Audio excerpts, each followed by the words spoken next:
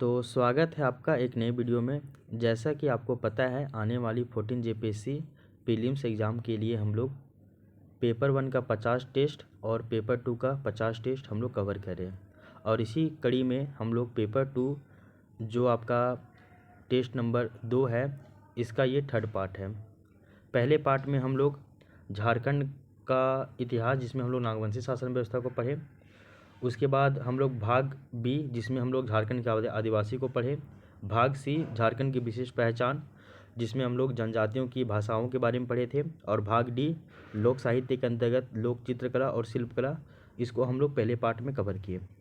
वहीं आपका जो सेकंड पार्ट है वीडियो का, उसमें हम लोग भाग ई, जिसमें हम लोग संथाली साहित्य को पढ़े। भाग एफ, जिसमें हम लोग झारखंड के प्रमुख शिक्षण संस्थान को कवर किए। और भाग जी, जिसमें हम लोग खेल कूद वाले सेक्शन को कंप्लीट किए, जिसमें हम लोग क्रिकेट को पढ़े। उसके बाद भाग एच, इसमें हम लोग झारखंड के भूमि संबंधी कानून, खास करके इसमें CNT एक्ट चैप्टर 1 को कवर किए। उसके अलावा भाग आई, इसमें हम लोग झारखंड का जो भूगोल है, जिसमें हम लोग झारखंड की भूगर्भिक संरचना वाले टॉपिक को कवर किए। इसके अलावा भाग के, इसमें हम लोग प्रमुख उद्योग का नाम, स्थान और औद्योगिक विकास के अंतर्गत तांबा उद्योग, एल्युमिनियम उद्योग और आपका सीमेंट उद्योग के बारे में पढ़े। तो यहाँ तक की जो चर्चा है वो हम लोग पिछले 2 पार्ट में कर चुके हैं, यानी कि 2 क्लासेस में कर चुके हैं।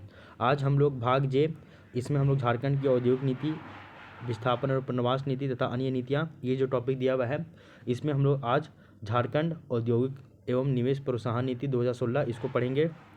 उसके बाद भाग एल, जिसमें झारखंड की योजनाएं और उप योजनाएं दी हुई है, जिसमें हम लोग शिक्षा से संबंधित योजनाओं को कवर करेंगे आज की क्लास में। उसके बाद भाग एम, जंगल प्रबंधन एवं वन्य जीव जंतु संरक्षण कार्य, इसके अंतर्गत वन अधिकार अधिनियम 2006 पढ़ेंगे, नियमावली पढ़ेंगे 2008 का, और आपका कैंपा, ये वाला टॉपिक कवर करेंगे।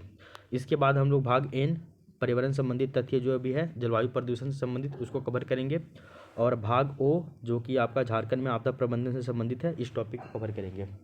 तो अगर आज के क्लास में ये कंप्लीट हो जाता है ये सभी पार्ट तो ठीक है, अदरवाइज इसको हम लोग एक नए पार्ट में लेकर चलेंगे। तो इसका ये टेस्ट नंबर 2 का ये थर्ड पार्ट है, ठीक है। तो हम लोग आज भाग जे, झारखंड की औद्योगिक और निवेश प्रोत्साहन नीति 2016, सबसे पहले हम लोग इसको कवर करते हैं आज के क्लास में।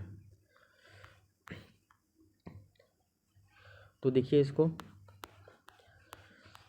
एक मिनट रुकिएगा ज़रा।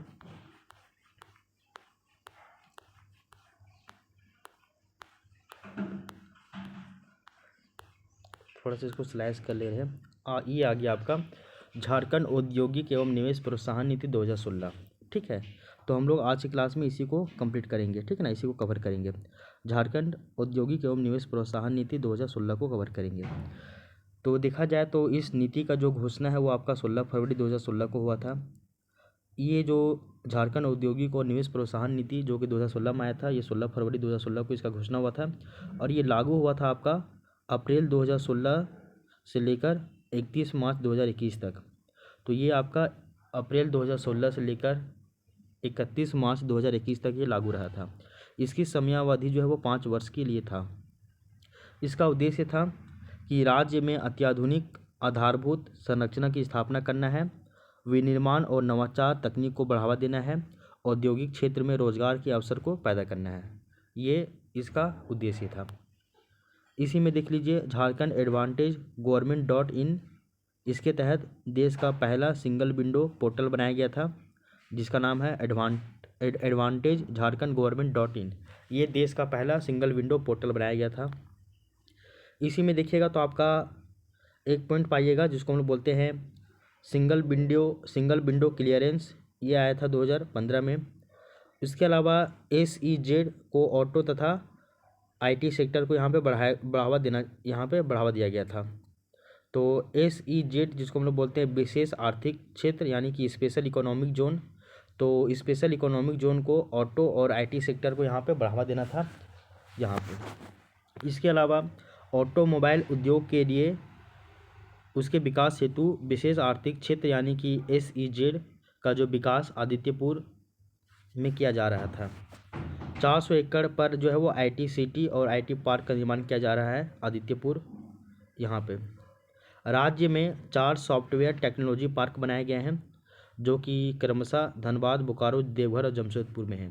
तो झारखंड राज्य में 4 सॉफ्टवेयर टेक्नोलॉजी पार्क बनाए गए हैं, धनबाद, बोकारो, देवघर, जमशेदपुर में।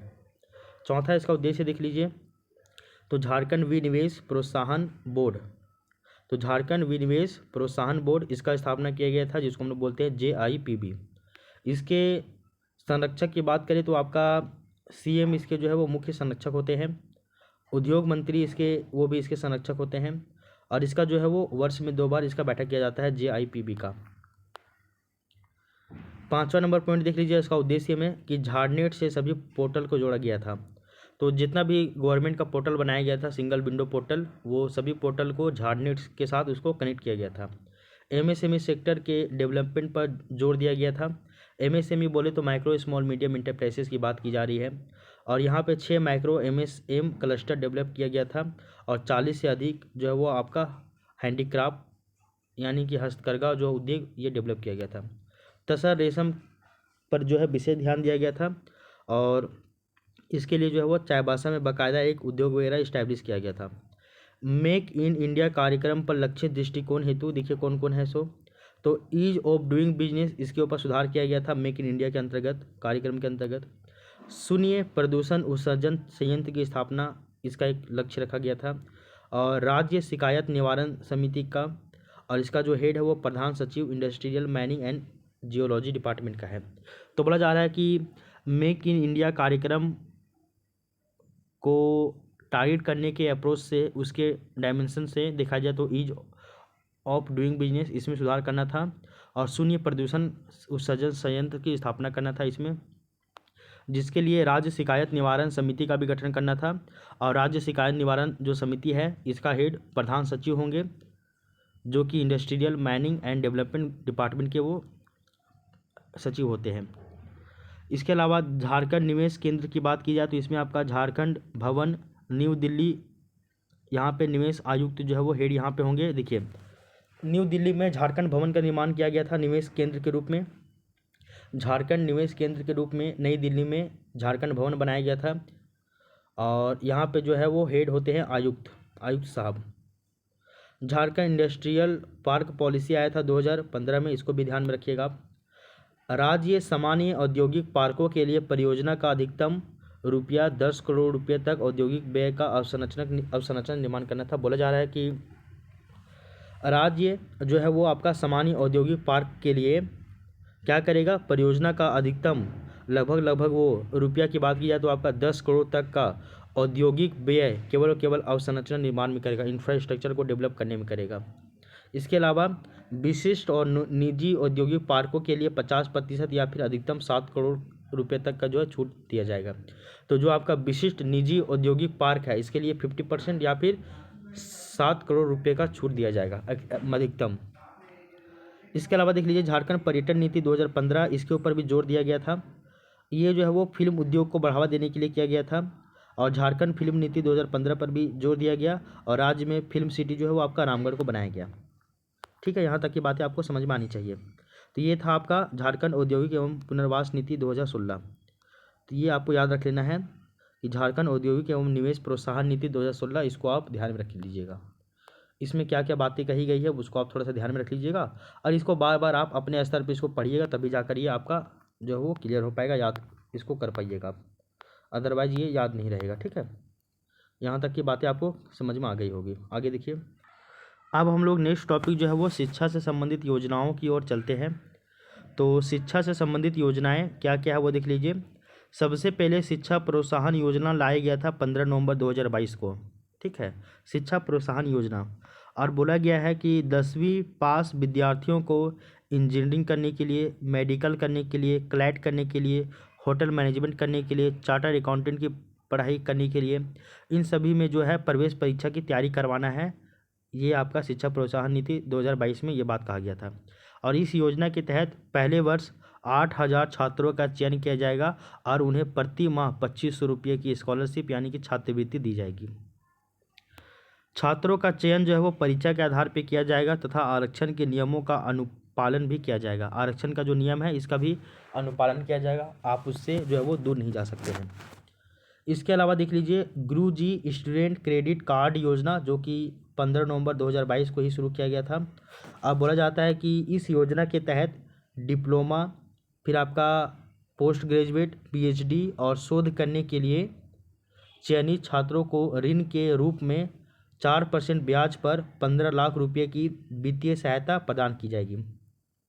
तो गुरुजी स्टूडेंट क्रेडिट कार्ड योजना के तहत जो भी छात्र सिलेक्ट किए जाएंगे उनको 4 रुपये ब्याज पर 15 लाख रुपये वित्तीय सहायता दी जाएगी।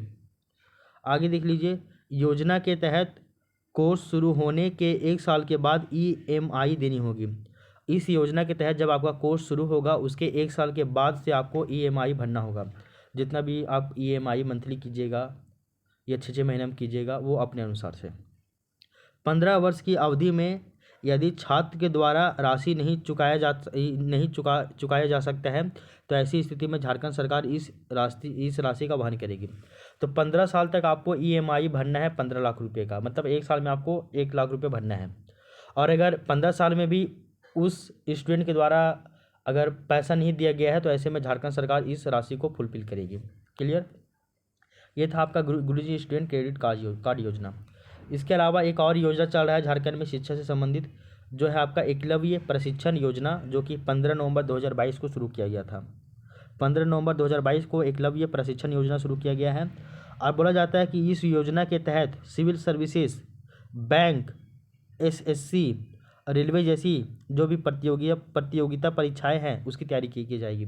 तो एकलव्य प्रशिक्षण योजना में सिविल सर्विसेज, बैंक, एसएससी और रेलवे जैसी जो भी एग्जाम है उसकी तैयारी करवाई जाएगी।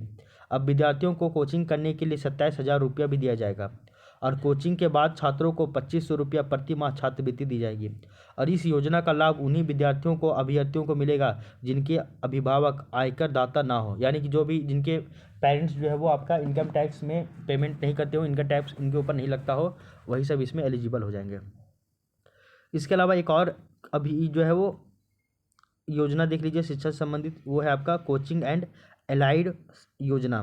तो कोचिंग एंड एलाइड योजना ये भी 2021-22 में शुरू किया गया था। और बोला जाता है कि झारखंड सरकार के द्वारा शुरू की गई इस योजना अनुसूचित जाति, अनुसूचित जनजाति तथा अल्पसंख्यक समुदायों के छात्र छात्राओं को वित्तीय सहायता यहाँ पे प्रदान करता है। तो SC ST और जो माइनॉरिटीज़ है इसके छात्र छात्राओं को, स्टूडेंट लड़का लड़की सबको ये वित्तीय सहायता प्रदान करता है। इसके अलावा मुख्यमंत्री ग्राम गाड़ी योजना जो 2022 में शुरू किया गया था। मुख्यमंत्री ग्राम गाड़ी योजना, बोला जाता है कि इस योजना की शुरुआत जो है वो मुख्यमंत्री हेमंत सोरेन के द्वारा 2022 में की गई थी।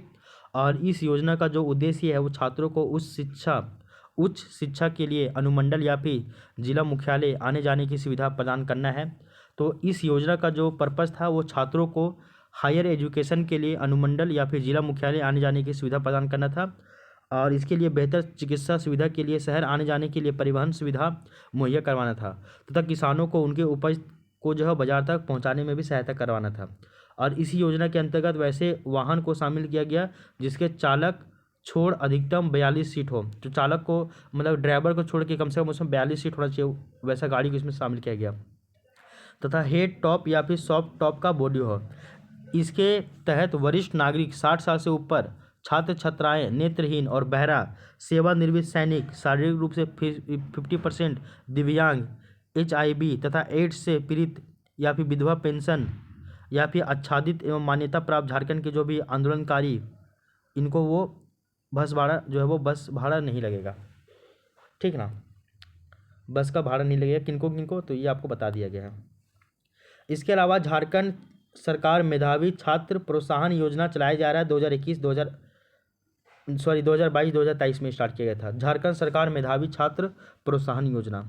बोला जाता है कि इस योजना के अंतर्गत राज्य के बाहर और राज्य के तकनीकी शिक्षण संस्थाओं में अध्ययनरत छात्र छात्राओं को झारखंड तकनीकी विश्वविद्यालय के माध्यम से 15,000 से लेकर 1,000 रुपये तक की प्रोत्साहन राशि प्रदान की जाएगी। तो झारखंड सरकार मेधावी छात्र प्रोत्साहन योजना जो कि 2022-23 में शुरू किया गया था, बोला गया कि इस योजना के अंतर्गत राज्य के बाहर और राज्य के तकनीकी शिक्षण संस्थाओं में जो भी स्टडी कर रहे हैं बॉयज़ और गर्ल्स, इनको झारखंड तकनीकी विश्वविद्यालय के माध्यम से 15,000 से लेकर 1 लाख रुपये तक का प्रोत्साहन राशि प्रदान किया जाएगा। मुख्यमंत्री मेधा छात्रवृत्ति योजना 2022 में शुरू किया गया था। इसके बारे में देखिए, तो बोला जाता है कि झारखंड राज्य में स्कूली बच्चों के लिए मुख्यमंत्री मेधा छात्रवृत्ति योजना 2022 में शुरू की गई थी। तो झारखंड राज्य में स्कूली बच्चों के लिए भी मुख्यमंत्री मेधा छात्रवृत्ति योजना 2022 में शुरू की गई थी। और इस योजना के अंतर्गत प्रतिवर्ष राज्य से 5,000 विद्यार्थियों का चयन परीक्षा के माध्यम से किया जाएगा एवं प्रत्येक जिला से विद्यार्थियों की अधिकतम सीमा जो वो 400 निर्धारित की गई है।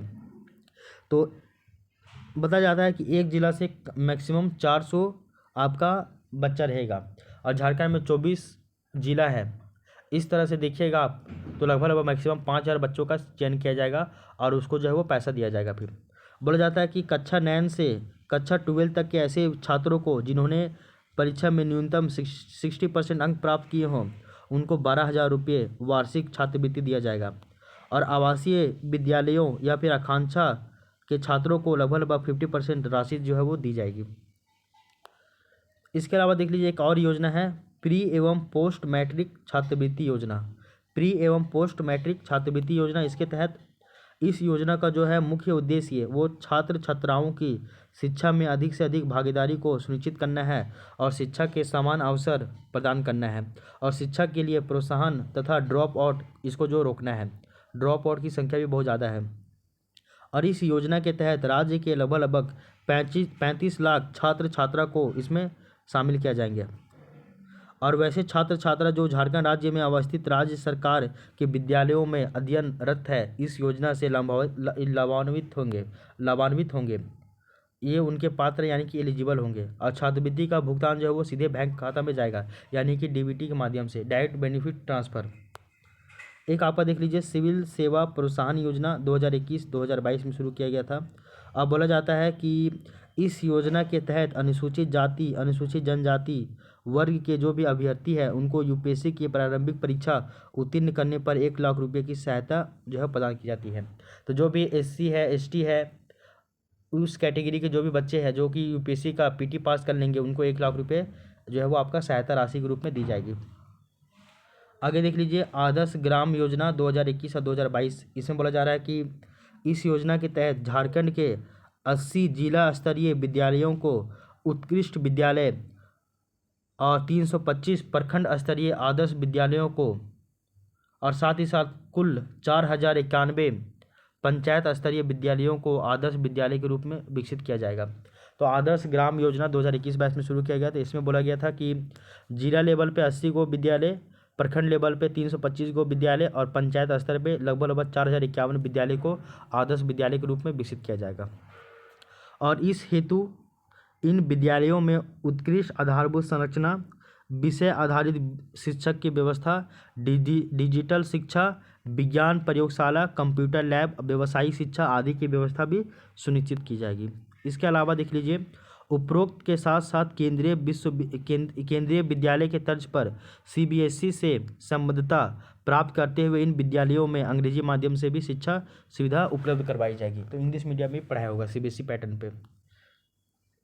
एक और आपका योजना है साक्षर झारखंड अभियान योजना 2019-20 में शुरू किया गया था। साक्षर झारखंड अभियान योजना 2019-20 में बोला जाता है कि इस योजना के तहत राज्य के 5 जिलों में खास करके पूर्वी सिंहभूम, सरायकेला खरसावां, खूंटी, सिमडेगा, जामताड़ा, यहाँ पे जो भी निरक्षर है यानी कि जो पढ़े लिखे नहीं हैं उनको साक्षर बनाने के लिए ये अभियान चलाया जा रहा है। और झारखंड के उपरोक्त जिले में साक्षर अभियान में ये शामिल नहीं किया गया है। मतलब यही झारखंड में साक्षर अभियान के तहत 5 जिला ही शामिल किया गया है, पूर्वी सिंहभूम, सरायकेला खरसावां, खूंटी, सिमडेगा, जामताड़ा। बाकी बाद और भी जो आपका जिला है उनको शामिल नहीं किया गया है। तो ये आपका साक्षर झारखंड अभियान 2019-20 में शुरू किया गया था। एक और योजना है जो कि आपका है मरांग गोमके जयपाल सिंह मुंडा पारदेशीय छात्रवृत्ति योजना जो कि 2021 में शुरू किया गया था और ये जेपीएससी प्रीलिम्स 2021 में पूछा भी गया था। बोला जाता है कि मरांग गोमके जयपाल सिंह मुंडा पारदेशीय छात्रवृत्ति योजना के तहत कुल 31 विषयों में, पहले ये 22 थी, अभी ये 31 सब्जेक्ट में राज्य के छात्र छात्राएं जो है वो उच्च शिक्षा ग्रहण करने के लिए विदेश जा सकेंगे हायर एजुकेशन के लिए। लगभग 31 वो इसमें विषय है। बोला जा रहा है कि इस योजना के तहत राज्य की अनुसूचित जनजाति यानी कि एसटी का 10 गो छात्र, अनुसूचित जाति यानी कि एससी का 5 गो छात्र और पिछड़ा वर्ग ओबीसी का 7 गो छात्र तथा अल्पसंख्यक समुदाय का 3 गो छात्र, इस तरह मिलाकर लगभग 35 गो विद्यार्थियों को देश के बाहर यूनाइटेड किंगडम यानी कि UK, United kingdom of great Britain यानी कि यूके, नॉर्दर्न आयरलैंड, इन सभी के जो चयनित विश्वविद्यालय है, चयनित जो आपका सिलेक्टिव जो आपका यूनिवर्सिटी है, जैसे कि आपका ऑक्सफोर्ड यूनिवर्सिटी, कैम्ब्रिज यूनिवर्सिटी, इन सभी में आपका उच्च स्तरीय शिक्षा जैसे कि आपका एमए, एमफिल आदि की पढ़ाई के लिए छात्रवृत्ति यानी कि स्कॉलरशिप दिया जाएगा। क्लियर? तो यहाँ तक आपको समझ में आ गया है किसके किसके छात्रों को कितना लिया जाएगा और किन किन देशों में भेजा जाएगा, किन किन यूनिवर्सिटी में भेजा जाएगा, ये भी पता हो गया है। इस योजना के तहत राज्य सरकार ने छात्रवृत्ति की कुल राशि को बढ़ाकर 16 करोड़ रुपये कर दिया है। बाप रे बाप। और इस योजना का लाभ लेने हेतु विद्यार्थियों की अधिकतम जो सीमा है वो 35 वर्ष निर्धारित की गई है। और इस योजना के तहत छात्रवृत्ति केवल उन्हीं छात्र छात्राओं को प्रदान किया जाता है जिनके माता पिता की वार्षिक आय जो है वो 15 लाख रुपये से कम हो। और ये छात्र छात्राएं मानव विज्ञान, कृषि, कला और संस्कृति, जन कल्याण समेत कुल 31 विषयों में 1 से 2 वर्ष के पाठ्यक्रम के शोध के क्षेत्र में उच्च शिक्षा ग्रहण करके राज्य की समृद्धि का वाहक बनेंगे। क्लियर? तो बोला जा रहा है इसमें जो मानव विज्ञान है, कला है, कृषि है, कला संस्कृति है, जन कल्याण समिति समेत इसमें लगभग 31 गो विषय है। पहले 22 गो था, अभी 31 गो सब्जेक्ट है। इसके लिए कम से कम 1 से लेकर 2 साल का सिलेबस के लिए वो हायर एजुकेशन के लिए वो जा सकते हैं बाहर। और ऐसी योजना शुरू करने वाला झारखंड जो है वो पूरे देश का पहला राज्य बन गया है। इसके अलावा देख लीजिए मुख्यमंत्री विशेष छात्रवृत्ति योजना 2020 और 2021। मुख्यमंत्री विशेष छात्रवृत्ति योजना, इसके बारे में बताया जा रहा है कि सरकारी विद्यालयों में अद्यतन 1 से लेकर 12 क्लास तक जितने भी छात्र हैं उनको छात्रवृत्ति दिया जाएगा, स्कॉलरशिप दिया जाएगा। इसके अलावा देख लीजिए आपका सोबरन मांझी आदर्श विद्यालय योजना 2020-2021 में शुरू किया गया था। अब बोला जाता है कि राज्य के लगभग 5000 विद्यालयों को आदर्श स्कूल की तर्ज पर विकसित करने की घोषणा 15 अगस्त को मुख्यमंत्री हेमंत सोरेन के द्वारा किया गया था। और मुख्यमंत्री ने इसे सोबरन मांझी आदर्श विद्यालय योजना नाम दिया है। ठीक है, तो लगभग राज्य का 5000 विद्यालयों को आदर्श स्कूल की संज्ञा दी गई है। आगे देख लीजिए इन 5000 आदर्श स्कूलों में स्मार्ट क्लासरूम, ऑनलाइन शिक्षा की सुविधा भी दी जाएगी, ई लाइब्रेरी भी होगा, कंप्यूटर लैब होगा, अत्याधुनिक प्रयोगशाला भी होगी। ऐसे स्कूलों में ये सभी यहाँ पे व्यवस्था दिया जाएगा। इसके अलावा बच्चों का जो है वो मानसिक तनाव दूर करने के लिए योग सेंटर भी यहाँ पे खोला जाएगा। एक और योजना है ज्ञानोदय योजना जो कि 21 सितंबर 2017 को शुरू किया गया था। बोला जाता है कि स्कूली शिक्षा की गुणवत्ता में सुधार करना इसका पर्पस है। शिक्षकों को मुफ्त टैबलेट का वितरण करना है इसमें। और आपका इस योजना संचालन स्कूली शिक्षा और साक्षरता के द्वारा किया जाएगा। इस योजना का जो संचालन है वो आपका स्कूली शिक्षा एवं साक्षरता के द्वारा किया जाएगा, ज्ञानोदय योजना का। एक और योजना है आपका मुख्यमंत्री शैक्षणिक भ्रमण योजना जो कि 18 सितंबर 2017 को शुरू किया गया था। बोला जाता है कि बच्चों के बौद्धिक विकास के लिए कक्षा 6 से लेकर कक्षा 12 तक के जो विद्यार्थी हैं उनको सरकार के द्वारा देश के दर्शनीय, धार्मिक और पर्यटकीय जो भी स्थल है जैसे कि दार्जिलिंग है, मैसूर है, मुंबई है, इन सभी का जो है वो भ्रमण कराया जाएगा ताकि वे दूसरे राज्य की संस्कृति को जान सके और उनका ज्ञानवर्धन हो सके। तो इसके लिए मुख्यमंत्री शैक्षिक भ्रमण योजना शुरू की गई है 18 सितंबर 2017 से। एक आपका पंख योजना भी है जो कि 6 दिसंबर 2017 को शुरू किया गया था। और शहरी मलिन बस्ती के जो बच्चे हैं इनको शहरी मलिन बस्ती के जो बच्चे हैं इनको स्कूल से, विद्यालय से जोड़ना है। इसके लिए पंख योजना शुरू किया गया था। एक और योजना है जिसका नाम है व्यावसायिक पायलट प्रशिक्षण योजना। और बोला जाता है कि इस योजना का जो उद्देश्य है वो अनुसूचित जनजाति यानी कि एसटी के लड़कों तथा लड़कियों को निःशुल्क कमर्शियल पायलट प्रशिक्षण दिलाना है और उनकी नियुक्ति कमर्शियल पायलट के पद पे हो सके।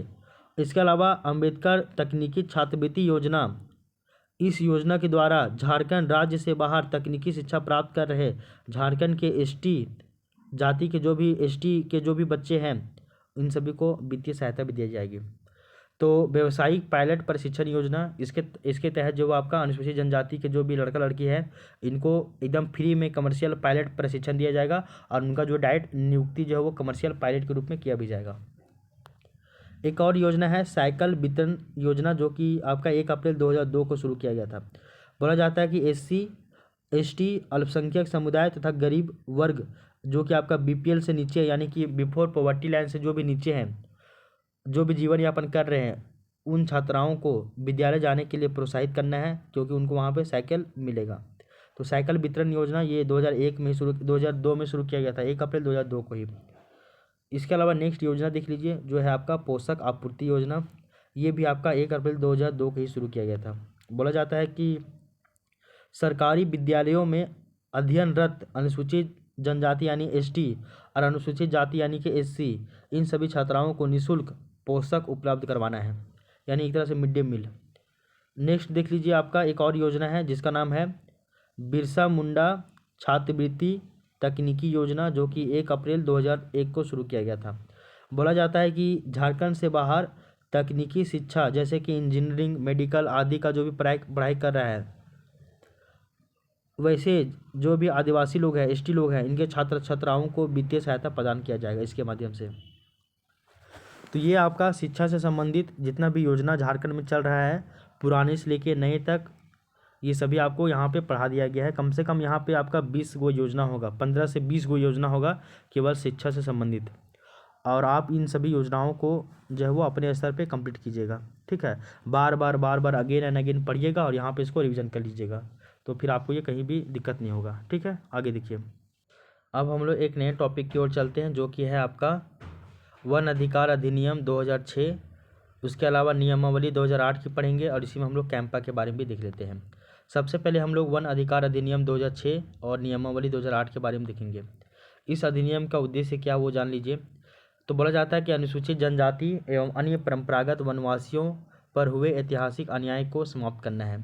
वन भूमि पर उनके निवास, आजीविका और संसाधन उपयोग के अधिकारों को जो है लीगल बनाना यानी कि वैध बनाना है। वन संरक्षण में जन भागीदारी को बढ़ाना है और सामुदायिक वन संसाधनों के प्रबंधन में ग्राम सभा को भी इसमें अधिकार देना है। तो ये आपका वन अधिकार अधिनियम 2006, इसका जो नियमावली बना था 2008 में, इसकी बात की जा रही है। फिर देख लीजिए दूसरा नंबर पॉइंट, इस अधिनियम के तहत दिए जाने वाले अधिकार क्या क्या वो देख लीजिए। पहला तो आपका व्यक्तिगत वन अधिकार दिया जा रहा है, उसके बाद सामुदायिक वन अधिकार भी दिए जाएंगे। व्यक्तिगत वन अधिकार क्या है, तो बोला जा रहा है कि वन भूमि पर निवास, कृषि एवं आजीविका का अधिकार है। अधिकतम 4 हेक्टेयर भूमि का स्वामित्व ST और आपका OT FD दोनों के लिए समान है। केवल वही भूमि मिलेगी जिस पर व्यक्ति 13 दिसंबर 2005 से पहले कब्जा था, वही भूमि इसको मिलेगी।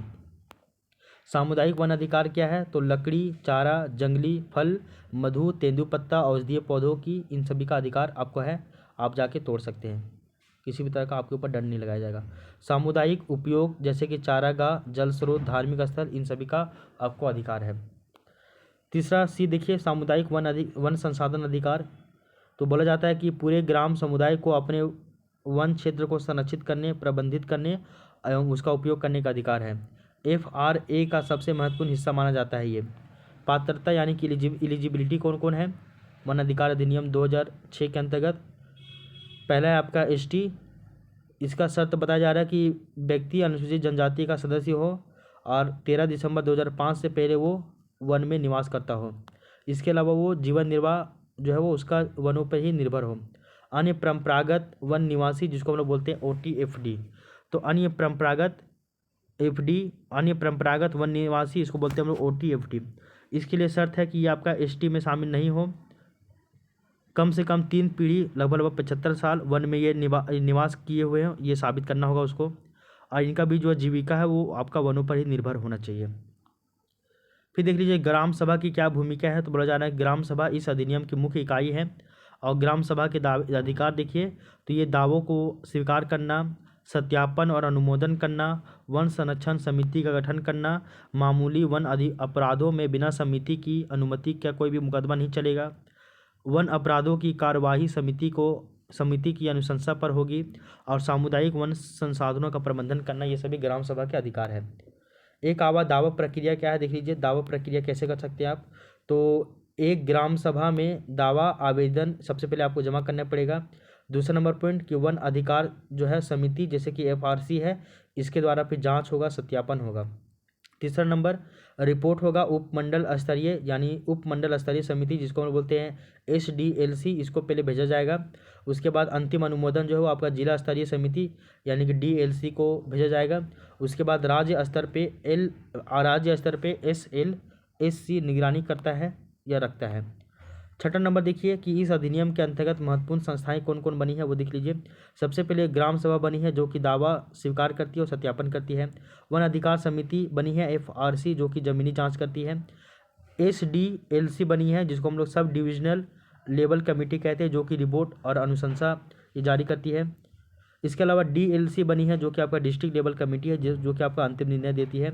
इसके अलावा SLSC है जो कि आपका स्टेट लेवल स्टीयरिंग कमेटी है जो कि राज्य स्तरीय निगरानी रखती है। इससे संबंधित मंत्रालय की बात की जाए तो आपका जनजातीय कार्य मंत्रालय है जिसको हम लोग मोटा कहते हैं, जो कि आपका राष्ट्रीय नोडल एजेंसी भी है। पर्यावरण वन एवं जलवायु परिवर्तन मंत्रालय जिसको हम लोग MOEFCC कहते हैं, यानी कि मिनिस्ट्री ऑफ आपका इन्वायरमेंटल, फिर आपका हो जाएगा इन्वायरमेंटल फॉरेस्ट क्लाइमेट चेंज, ये हो जाएगा डिपार्टमेंट। इसको जो है वो वन नियम जैव विविधता से ये संबंधित कार्य को दिखता है। तो मोटा जो है वो आपका राष्ट्रीय नोडल एजेंसी के रूप में कार्य करता है, जबकि MOEFCC जो है वो आपका वन नियम जैव विविधता से संबंधित कार्य को करेगा। तो ये सभी जो है वो आपका किसके बारे में हम लोग बात कर रहे थे, तो वो जो है वो आपका हम लोग ये देख रहे थे वन अधिकार अधिनियम जो कि 2006 में आया था और इसका जो नियमावली है वो आपका 2008 में बना था। तो इस अधिनियम का क्या उद्देश्य है, इस अधिनियम के द्वारा दिए जाने वाले जो भी अधिकार है, व्यक्तिगत अधिकार, सामुदायिक वन अधिकार, फिर सामुदायिक वन संसाधन अधिकार, ये सभी देखें। इस अधिनियम के तहत पात्रता क्या क्या है, ST के लिए क्या है, OT FD के लिए क्या है। इसके अलावा इसमें देखिए हम लोग ग्राम सभा की भूमिका क्या होती है, ग्राम सभा के अधिकार क्या है, इसमें दावा प्रक्रिया क्या हो सकता है। इसके अलावा इस अधिनियम के अंतर्गत महत्वपूर्ण संस्थाएं कौन कौन बनी है और इससे संबंधित मंत्रालय कौन है। उसके बाद इस अधिनियम की हम लोग महत्वपूर्ण प्रावधानों की चर्चा करेंगे, जिसमें बोला जा रहा है कि IFR की जो अधिकतम सीमा है वो 4 हेक्टेयर होनी चाहिए।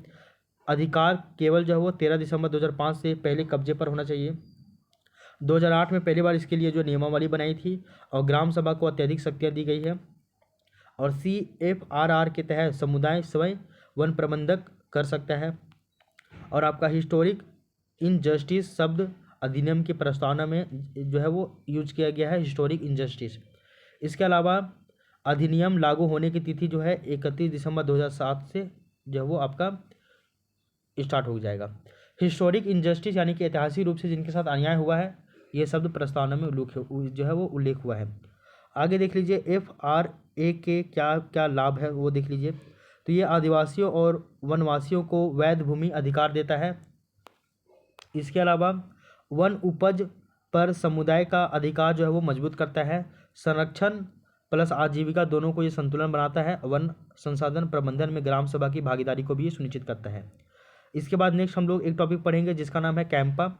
और कैंपा का फुल फॉर्म क्या है वो देख लीजिए। कैंपा का फुल फॉर्म है आपका compensatory afforestation fund management and planning authority. इसका हिंदी में इसको हम लोग बोलते हैं प्रतिपूरक वनीकरण कोष प्रबंधन एवं योजना प्राधिकरण। कैंपा का गठन जो है वो भारत सरकार के द्वारा जुलाई 2004 में किया गया था। झारखंड में कैंपा का गठन 2009 में किया गया है। जारी करने की जो तिथि है वो 23 अक्टूबर 2009 को है। और इसका जो गठन का जो प्राधिकरण है वो आपका वन वातावरण एवं जलवायु परिवर्तन विभाग झारखंड सरकार के द्वारा किया गया, जिसको हम लोग बोलते हैं MOFCAA ऐसे करके कुछ है, पीछे था आपका, देख लीजिएगा। झारखंड में कैंपा का उद्देश्य क्या क्या वो देख लीजिए। वन भूमि के उपयोग के बदले क्षतिपूर्ति वनीकरण करना। इसके अलावा वन क्षेत्र के संरक्षण सुधार और विस्तार हेतु फंड का उपयोग करना। वन एवं पर्यावरण की फिर से पुनर्स्थापना करना। वनों की गुणवत्ता को बढ़ाना और जलवायु परिवर्तन के प्रभाव को क्या करना, कम करना। झारखंड में कैंपा के प्रमुख कार्य क्या है तो वनीकरण कार्यक्रम है, वन क्षेत्र का पुनर्वास करना है, जंगलों की उत्पादकता को बढ़ाना है, पौधारोपण एवं उसकी निगरानी करना है, मिट्टी एवं जल संरक्षण कार्य करना है, वन्य जीव संरक्षण काम करना है और स्मॉल डैम चेक डैम ये सभी बनाना है। इसके अलावा ग्रामीण स्तर पे वन आधारित आजीविका को बढ़ाना है। और संगठन की बात की जाए तो आपका गवर्निंग बॉडी है कौन? कैंपा। तो राज्य कैंपा का सर्वोच्च निकाय है जो कि नीति निर्माण की भूमिका निभाता है। ये आपका गवर्निंग बॉडी है। तो राज्य जो कैंपा जो है वो राज्य का सर्वोच्च निकाय है गवर्निंग बॉडी के रूप में। इसका हम लोग एग्जीक्यूटिव कमेटी की बात करें तो ये आपका कार्य निष्पादन, परियोजनाओं की स्वीकृति करना, स्टेट फंड, कैंपा फंड और फंड का प्रबंधन करना, प्रोजेक्ट आवंटन करना, ये सभी इसका काम है। ठीक है, तो कैंपा के बारे में आपको समझ में आना चाहिए। कैंपा जो है वो एक तरह से आपका राज्य कैंपा का सर्वोच्च निकाय जो है वो नीति निर्माण करता है। इसका एग्जीक्यूटिव कमेटी भी होता है, कार्य निष्पादन करता है जो कि परियोजनाओं को स्वीकृति प्रदान करता है। और स्टेट फंड जो है वो कैंपा का फंड होता है और फंड का प्रबंधन करता है कैंपा एक तरह से देखा जाए तो। और ये प्रोजेक्ट में इसको आवंटन करता है फंडों का। अब नया टॉपिक देखिए आपका जो है जल प्रबंधन। जल प्रबंधन के बारे में बताया जा रहा है कि जल प्रबंधन का अर्थ क्या है वो देख लीजिए। तो जब जल में भौतिक, रासायनिक अथवा बौद्धिक अशुद्धियां बढ़ जाती है और उसकी गुणवत्ता जैसे कि रंग, गंध और स्वाद में प्रभावित होता है तो इसे हम लोग जल प्रदूषण कहते हैं। जल में उपस्थित जैविक अपशिष्टों के कारण जैव रासायनिक ऑक्सीजन मांग यानी कि बीओडी जो है वो आपका बढ़ जाती है, जिससे जलीय जीवों के लिए आवश्यक ऑक्सीजन की क्या हो जाती है? कमी हो जाती है। इसका कारण क्या है? तो औद्योगिक अपशिष्ट जैसे कि लौह इस्पात, कोयला, रसायन, ताप विद्युत आदि उद्योगों से निकलने वाला अपशिष्ट, घरेलू अपशिष्ट जैसे कि सीवेज, प्लास्टिक कचरा, डिटर्जेंट, मलमूत्र इत्यादि, खनन क्षेत्र का प्रदूषण जैसे कि कोयला धुलाई से निकलने वाला रसायन व दूषित जल, कचरों का जमाव और प्लास्टिक प्रदूषण, नालों, छोटी नालियों या नदियों में ठोस कचरे का बहाव। इसके बाद 5वां नंबर पॉइंट, नदी के किनारों मानव की गतिविधियां जैसे कि स्नान करना, कचरा, पूजा सामग्री आदि का प्रवाह, ये सभी से भी गंदा हो रहा है। झारखंड की प्रमुख प्रदूषित नदियां कौन कौन है? तो सबसे पहले दामोदर नदी सबसे अधिक प्रदूषित है। इसका कारण क्या है? तो आपका पहला कारण है कि कोयला खदानों से निकलने वाले अपशिष्ट, फिर आपका पावर प्लांट का राख मिश्रित जल, फिर आपका धातु जैसे कि लो, मैग्नीज, क्रोमियम, सीसा, कैडमियम इत्यादि से। नदी में पाए जाने वाले प्रदूषक जैसे कि sulphate, potassium, sodium, boron, magnesium आदि। दूसरा नदी है आपका स्वर्णरेखा नदी। ये विभिन्न प्रकार के औद्योगिक प्रदूषकों से ये प्रभावित है और यहाँ पे जो आपका बीओडी की मात्रा जो है वो आपका 10.1 आपका मिलीग्राम है। इसके जल में पाए जाने वाले प्रमुख प्रदूषक के क्या क्या कारण है वो देख लीजिए। तो देख लीजिए, एक आपका ताम्र और नाभिकीय यानी कि रेडियो एक्टिव कचरा, फिर उद्योगों का रासायनिक अपशिष्ट ये भी है। एक आपका हरमू नदी है जो कि रांची की सबसे अत्यधिक प्रदूषित शहरी नदी है। इसका जो बीओडी का स्तर है वो आपका 10 mg है। ठीक ना। अन्य प्रदूषित नदियाँ की बात की जाए तो आपका है खरकई नदी, जुमान नदी, गरगा नदी, बोकारो नदी, कतरी नदी इत्यादि। ये आपका CPCB यानी कि CSC के अनुसार ये डाटा जारी किया गया है। राज्य में कुल प्रदूषित नदियाँ जो है वो आपका भारत के 351 में से लगभग 7 गो नदी है। तो भारत में टोटल 351 गो नदी प्रदूषित है, जिसमें से झारखंड में कुल 7 गो नदी प्रदूषित है। भूजल परियोजना शुरू किया गया था। इसके बारे में बताया जा रहा है कि झारखंड राज्य प्रदूषण नियंत्रण बोर्ड के अनुसार भूजल प्रदूषण राज्य की सबसे बड़ी समस्या है और इसका जो कारण है वो आपका आर्सेनिक, ये है आर्सेनिक, जिसके कारण जो है वो साहिबगंज, राजमहल यहाँ पे आपका आर्सेनिक कारण है। रांची, गुमला, गढ़वा, पलामू, धनबाद, बोकारो में फ्लोराइड इसका कारण है भूजल प्रदूषण का। आगे देख लीजिए, जल प्रदूषण के परिणाम क्या क्या हो सकते हैं। तो इससे आपका जलीय जीवों के जीवन में बाधा होगा क्योंकि ऑक्सीजन की कमी हो जा रही है। मानव स्वास्थ्य पे भी इसका बुरा प्रभाव पड़ेगा। मिट्टी की उर्वरता में कमी आएगी। जैव विविधता का क्षरण होगा। फिर आपका प्रदूषित जल के उपयोग में इससे जो है आपका संक्रामक बीमारियाँ आएगी प्रदूषित जल के उपयोग के कारण। तो ये सभी आपका यहाँ पे कंप्लीट हो गया है। तो ये जो है ज़्यादा कुछ नहीं था, इसमें इंपॉर्टेंट कुछ खास वैसा कुछ नहीं था। ये आपका जल प्रदूषण था। ये जल प्रदूषण आप अपने से भी पढ़िएगा ना, 2-3 लाइन पढ़ लीजिएगा और इसको केवल आप सुनिएगा भी ना तो आपका जो है वो रेडी हो जाएगा। इसमें ज़्यादा घबराने वाली आवश्यकता नहीं है आपको। ठीक है, आई होप यहाँ तक की बातें आपको समझ में आ गई होगी। अब हम लोग थोड़ा सा लास्ट टॉपिक जो है वो हम लोग पढ़ लेते हैं, आपदा प्रबंधन, इसकी चर्चा कर लेते हैं। आपदा प्रबंधन भी आपका कुछ ज़्यादा नहीं है। तो बोला जाता है कि आपदा प्रबंधन से आपदा को रोका तो नहीं जा सकता परंतु इसके प्रभाव को कम किया जा सकता है। आपदा प्रबंधन अगर हम लोग करेंगे तो इसे आपदा को आप रोक नहीं सकते, लेकिन इसके प्रभाव को तो आप कम ही कर सकते हो ना। भारत सरकार ने आपदा प्रबंधन अधिनियम 2005 पारित किया है, जिसके अनुसार आपदा प्रबंधन के 3 स्तर देखने को मिलते हैं। पहला है आपदा पूर्व की तैयारियां, दूसरा है आपदा के दौरान राहत के कार्य और तीसरा है आपदा के पश्चात पुनर्निर्माण करना। ये आपका आपदा प्रबंधन अधिनियम 2005 में ये सभी बात को जो है वो जारी किया गया था। आपदा पूर्व की तैयारियां क्या है? तो आपदा नियंत्रण हेतु शोध करना है, आपदा का पूर्व अनुमान लगाना है, आपदा पूर्व चेतावनी देना है और आपदा के प्रति आम जनता का जो है वो जागरूकता को बढ़ाना है। आपदा के दौरान राहत कार्य क्या हो सकते हैं, तो अस्थायी सुरक्षित निवास बनाना है, भोजन पेयजल की व्यवस्था कर लेना है, चिकित्सा की व्यवस्था कर लेना है। इसके अलावा आपदा के पश्चात पुनर्निर्माण के लिए क्या करना चाहिए, तो आपदा में हुए नुकसान की क्षतिपूर्ति कंपनसेशन करना चाहिए, पुनर्वास हेतु सहायता करना चाहिए।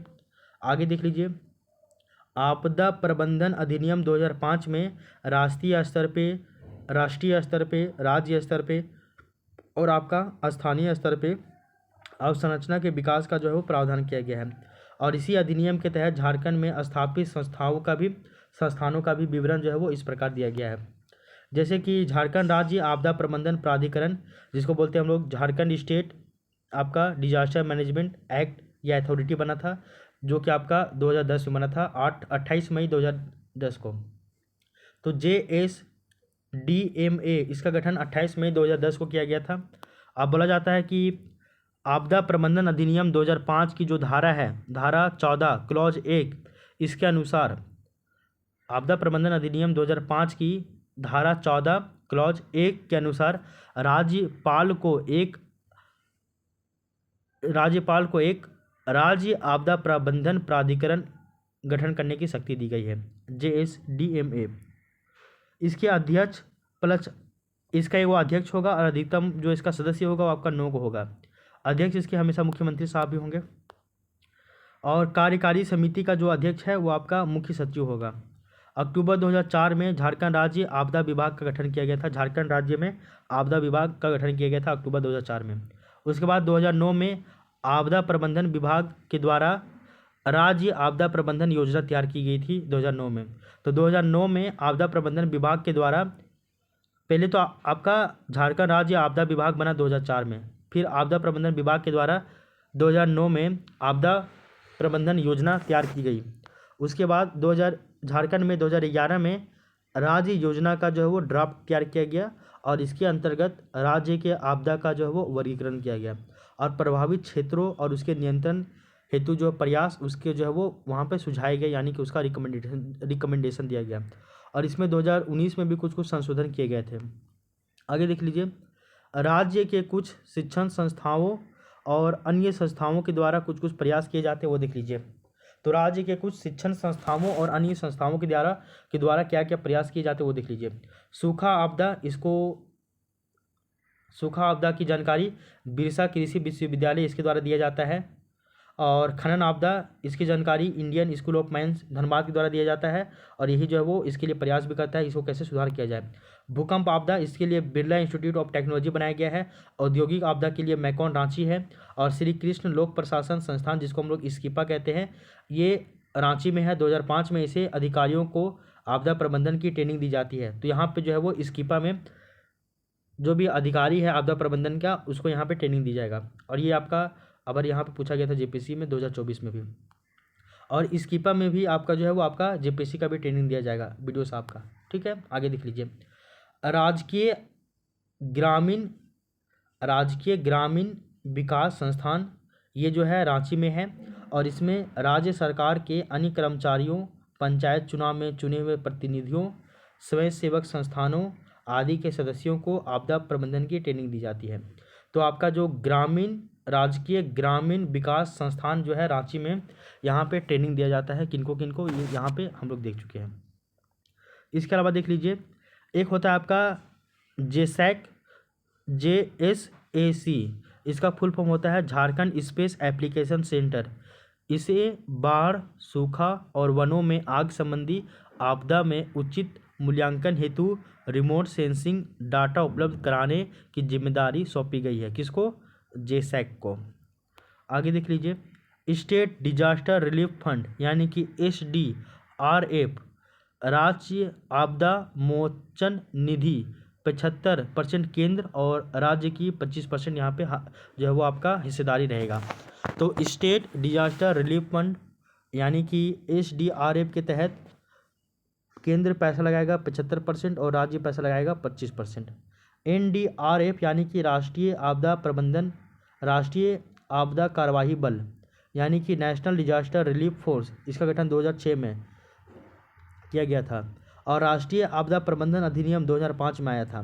तो पहले राष्ट्रीय आपदा प्रबंधन अधिनियम आया 2005 में, उसी के तहत 2006 में राष्ट्रीय आपदा कार्यवाही बल यानी कि नेशनल डिजास्टर रिलीफ फोर्स ये बनवाया गया था 2006 में। इसके बाद जिला स्तर पे भी आपका आपदा प्रबंधन के लिए DDMA बनाया गया। जैसे सेंट्रल लेवल में आपका क्या है, NDMA है, स्टेट लेवल पे क्या है, SDMA है, वहीं जिला स्तर पे आपका DDMA है। तो बताया जाता है कि जिला स्तर पे आपदा प्रबंधन के लिए DDMA होता है और जिला आपदा प्रबंधन समिति का ये गठन किया जाता है, जिसके अध्यक्ष जो है वो आपका DM या फिर DC का जो जिला दंडाधिकारी होते हैं या फिर जिला समाहर्ता या फिर उपायुक्त होते हैं। DC साहब होंगे या फिर DM साहब होंगे इसके अध्यक्ष। यह समिति जिला स्तर पे आपदा प्रबंधन टीम को प्रशिक्षित करने में मदद करती है तथा विभिन्न माध्यमों से आम जनता से आपदा के बचने के उपाय का ये प्रचार प्रसार करती है। यहाँ तक की बातें आपको समझ में आनी चाहिए। 2015 में राष्ट्रीय आपदा प्रबंधन संस्थान के सहयोग से विद्यालय सुरक्षा कार्यक्रम का भी संचालन किया गया है। प्रखंड स्तर पे भी आपका आपदा प्रबंधन का कार्य किया जाता है, वो कैसे वो देख लीजिए।